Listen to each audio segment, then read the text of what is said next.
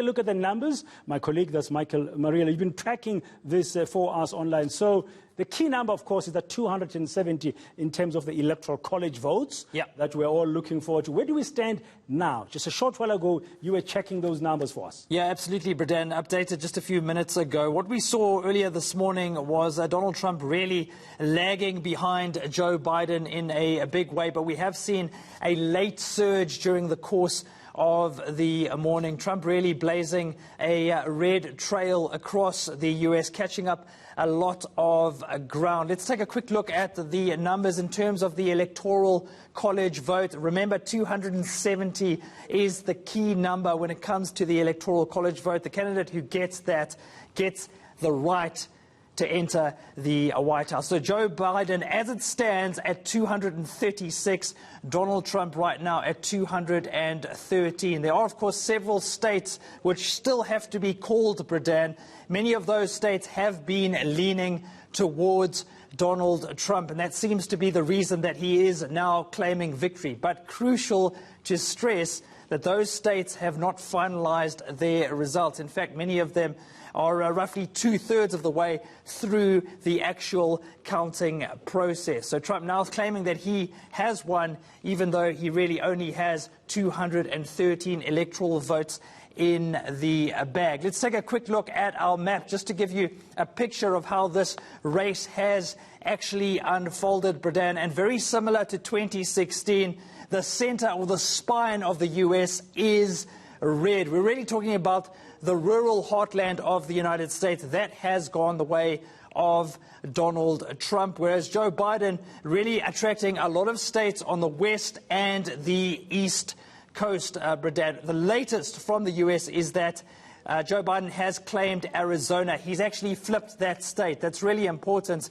It was regarded as a swing state, so he's flipped that in favor of the Democrats, and that has not been done since 1996. The last time a Democrat actually won in Arizona was 24 years ago. So Biden will take some comfort from that, but it is extremely tight, Bredan. I know you want to speak about the swing states. Yeah, I'm just thinking about Pennsylvania. We've been hearing a lot about Pennsylvania. You're mentioning that Arizona now going to the Democrats. Remember how 4 years ago Donald Trump took Pennsylvania from Hillary Clinton? Yeah. So this swing states, I mean, the number of them that are still in play, vote counting is still happening. Even some of them may not have yet fully counted the postal votes as we speak. Yeah, very important, Bredan. I'm actually going to focus on 5 so-called swing states. I think we're estimating right now that if Biden is able to get 3 of these swing states, he may be able to get to 270 and claim the White House. Let's focus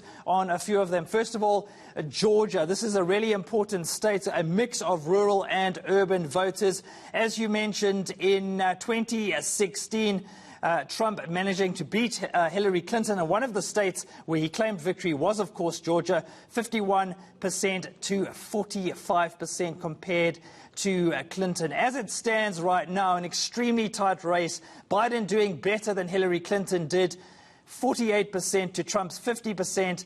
But this is where it gets interesting, Bredan. 93% of those votes have been counted. So Biden will have to do something special to claim Georgia. Let's focus now on North Carolina. This is a really important state as well in America's so-called Sun Belt. It's relatively tight, but it looks like it could go the way of Trump. He's sitting at just under 51%.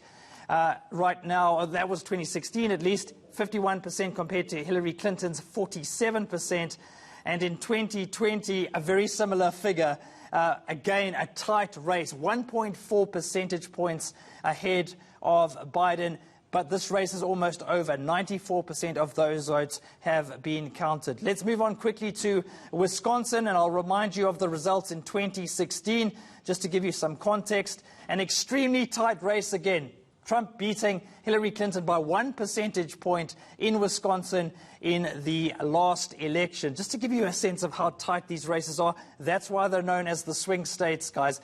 And in terms of 2020, well, Biden not doing so well, certainly not compared to Hillary Clinton 4 years ago. There may be some room in terms of this particular election. We've got 91% of the votes counted, so roughly about 9% to go. And finally, you mentioned Pennsylvania, Bradan. This is a state that we've been talking about all morning. But first, Michigan. I want to focus on that. 47.3 compared to 47.6 in 2016. It doesn't get much closer than that. But I'm afraid to say, for Biden supporters, it's been a tough day. He really has struggled in the state of Michigan, more than 8 percentage points behind Donald Trump. That's with 71% of the votes counted. And let's finally quickly move on to Pennsylvania. This is a state that carries 20 electoral votes, so it's a really important one. Donald Trump claimed this in 2016, and that helped push him into the White House, beating Hillary Clinton by just over 1 percentage point. But let's focus very quickly as we wrap things up on where we are at the moment in Pennsylvania. Donald Trump looks likely to take this, all things considered.